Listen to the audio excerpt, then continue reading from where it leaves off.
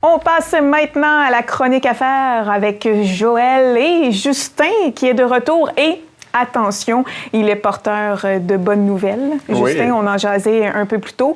Donc, il y a un ralentissement de l'inflation. Exact. Bonne nouvelle. Reviens quand tu veux, quand tu as des choses à nous annoncer comme ça. Donc, on va y aller dans le détail parce qu'on veut un petit peu plus d'informations. C'est une bonne nouvelle, mais elle consiste en quoi exactement? Tout à fait. En fait, les chiffres de l'indice des prix à la consommation au niveau canadien est sorti la semaine dernière pour le mois de février et on voit que le ralentissement de l'inflation continue. Donc, sur une période annualisée, là, on est à 2,8 % et il faut se rappeler que la Banque du Canada, qui est notre banque centrale, vise la cible de 2 % Donc, 2,8 2 on est vraiment proche. Puis, dans le fond, qu'est-ce qui a aidé cette courbe-là? C'est notamment l'épicerie. On a certains produits à l'épicerie qui ont baissé au niveau des prix. Oui? Ah, donc on va peut-être remarquer ça au courant des prochaines semaines. C'est assez récent? Effectivement. OK. Pareillement, au niveau des services Internet, télécommunications, donc tout ce qui est fournisseur de télécommunications, on voit que les prix sont à la baisse aussi de ce côté-là. Bien, c'est des bonnes nouvelles donc, parce que c'est quand même deux endroits qui coûtaient quand même assez cher. Tout à fait. Donc, c'est sûr que c'est bienvenu pour au niveau des consommateurs parce qu'il y a des économies à faire et l'inflation ralentit de ce côté-là. Donc, les prix risquent là, juste dans ces eaux-là vont s'améliorer. Par contre, on n'est pas malheureusement encore sorti de l'auberge. Il y a encore du travail à faire et c'est encore tôt de parler de baisse de taux. On sait on en a parlé la semaine dernière, on sait qu'il y a des possibilités, de fortes possibilités même là à ce stade, qu'on connaisse des baisses de taux directeurs au courant de l'année 2024. On parle possiblement de cet été. Donc, ça vaut la peine. Même, c'est bientôt. Effectivement. On parle de beaucoup, Justin, ou des points quelque chose? Oui, c'est sûr que c'est progressif. Puis ce qu'on veut éviter, là, puis ça, c'est important de le mentionner pour que les gens comprennent. Oui, la Banque du Canada ne veut pas baisser dramatiquement, là, de façon super rapide, les taux pour revenir à ce qu'on était pendant la pandémie parce que ça pourrait avoir un effet de recommencer le phénomène d'inflation rapidement. Donc, on veut y aller progressivement avec des baisses de 0,25 peut-être à chaque rencontre. Peut-être aux États-Unis, on parle de 3 baisses de 0,25 jusqu'à la fin de l'année. Donc, on y va avec une approche plus modérée. Ce qu'on veut éviter, c'est de se remettre dans une situation où est-ce qu'on baisse les taux dramatiquement, comme ça a été le cas pendant la COVID. Là, tout s'enflamme.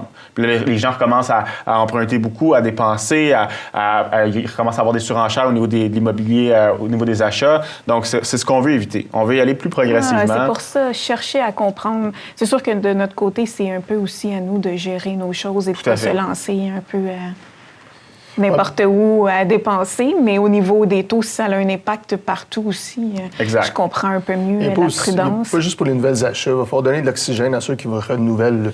Justement, je pense que tu as des données là-dessus, mais il y a beaucoup de personnes qui vont avoir une fenêtre de renouvellement d'hypothèque en ce moment. Puis là, bien, si on est capable de baisser les taux dans les prochains temps, ça va les aider à leur donner un peu d'oxygène parce qu'on ne veut pas non plus les mettre au cou puis qu'ils soient obligés de vendre leur maison. Oui, parce qu'il y a une bonne différence pour ceux qui avaient signé avant la pandémie à aujourd'hui. Exactement. C'est un montant considérable qui change. C'est des augmentations drastiques, souvent qui ont un impact majeur sur le budget. Puis Joël, tu as raison, on dit là, au niveau des statistiques que 50 des propriétaires là, qui vont renouveler leur hypothèque d'ici 2026, dont beaucoup avaient souscrit à une hypothèque pendant la pandémie là, à des taux planchers, là, souvent autour de 2 2,5 Donc, les chocs au niveau budgétaire pour ces gens-là, quand on renouvelle à 5-6 de ce qu'on voit actuellement, ça peut faire très mal. Donc, il faut être capable d'anticiper. Moi, ce que je dis toujours aux clients, c'est prenez-vous d'avance. Asseyez-vous avec un professionnel qui fait calculer là, avec les taux en vigueur aujourd'hui à quoi ressembleraient vos paiements. Puis, regardez l'impact que ça a sur votre budget. Parce que si vous attendez trop proche de votre renouvellement, ça vous enlève de la marge de manœuvre. Donc, ça vaut la peine de s'asseoir avec un expert, de faire les calculs, de remodéliser votre budget en fonction de ce qui s'en vient. Puis, c'est rassurant. Oui, c'est rassurant. Puis, c'est sûr que le variable qui était historiquement toujours plus bas que le fixe, là, on est en situation inverse. Le fixe est moins dispendieux en termes de taux d'intérêt que le variable.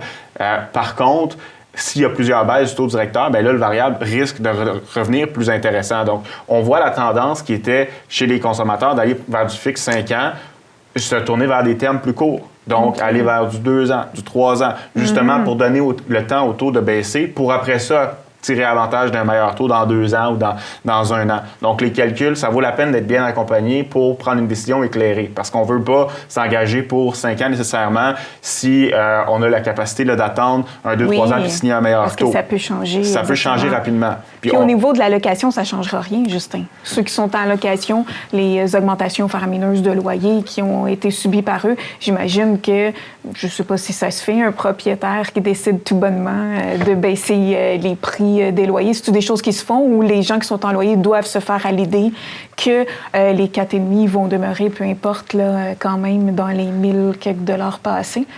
Bien, en fait, la composante intérêt dans le calcul d'augmentation n'est pas prise en compte. Donc, l'augmentation, c'est vraiment au niveau des taxes, des assurances de l'immeuble et des rénovations qui ont été faites. Donc, malheureusement, le fait qu'on ait une économie sur le niveau des taux d'intérêt, sur un renouvellement hypothécaire, ça n'aura pas d'impact sur le loyer. Donc, ça, c'est ça. Sauf que l'impact... par le côté, c'est que c'est un processus de offre et de la demande. Oui.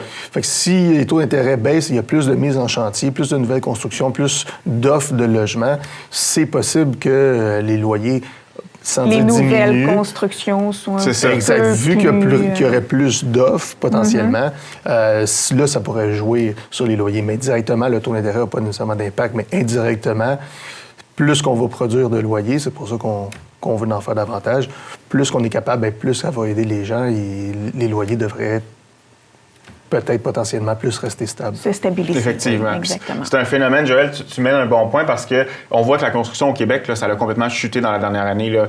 Alors que dans le reste du Canada, on voit des augmentations massives au niveau des mises en chantier. Au Québec, en raison notamment des coûts de financement plus élevés, il y a eu une stagnation du marché des nouvelles constructions. Donc, définitivement, l'équilibre de l'offre et la demande peut aider à stabiliser les loyers, justement, de ce côté-là.